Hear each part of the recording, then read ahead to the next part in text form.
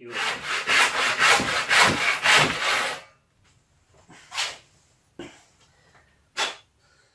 there we go, look, we're getting there. And of course that's a bit wedge shaped and it's not particularly pretty, but that doesn't really matter because of course most of that isn't going to be used, we're just going to be down to a ring. Now, I've got to cut the corners off and make it sort of more or less down to the right shape that I need it before I start.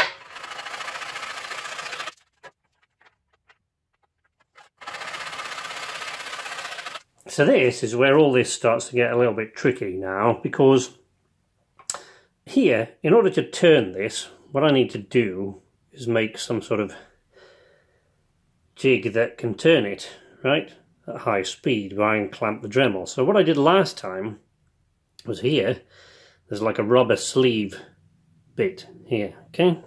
So then you tighten that up, and that compresses those two washers together and the rubber sleeve expands. But as you can see, there's no way that that's going to expand enough to fill that, not in a million years. But what I did last time, although I can't use them, I think it was just a rubber band, but I don't know. We'll try, right? But what I've got here kicking about, and this is why I keep all this junk, is little pieces of rubber. So I can wrap another piece of rubber around that and cut it off to the right size. That should then fit in there, and then when I cut it, it should expand enough to hold that piece of wood so that I can turn it as though it was on a wood lathe, but we'll see. So now you can see that I've done that, look, wrapped an extra piece of rubber around, I cut it to the right size, wrapped it around that jig and tightened it, and that's worked absolutely perfectly. There's no way that that's going anywhere, so now I can clamp that bit into either the drill press. Some people do it with a router, but I've seen people use a router as a turning lathe for wood before. There's just not enough, you can't control the speed well enough with a router in my opinion. It's the RPMs are just way too high, at least on my plunge router they are. So the Dremel just gives you a little bit more flexibility with the speed. So that's what I'm going to use. Safety goggles always for this bit. And I have a new mask now with a little material elastic thing, right? Fabric elastic thing. It doesn't perish as easily as the rubber on these really cheap ones does.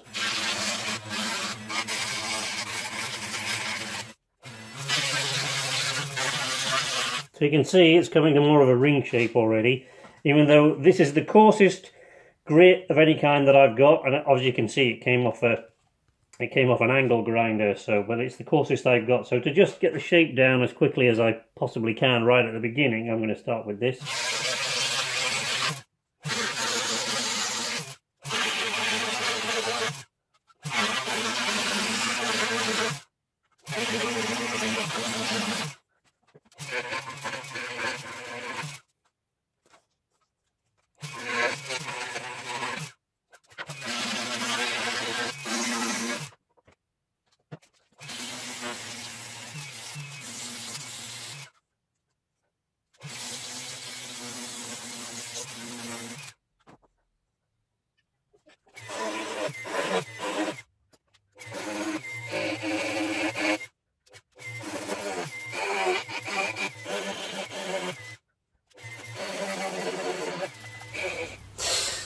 So now what I've done is I've split this in two,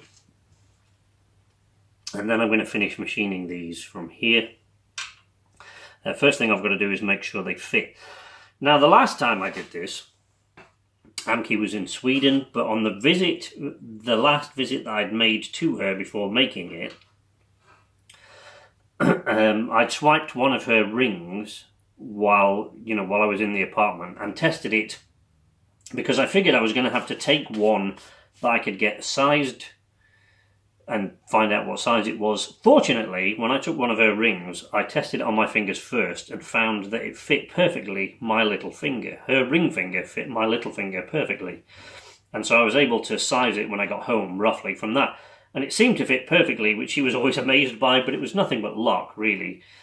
So now I'm just going to sort of sand down and size the insides of these so that I can get them over the knuckle of my little finger without really having to force it, because then of course once I coat the inside of it, it's going to be a few microns of thickness, but all makes the difference really.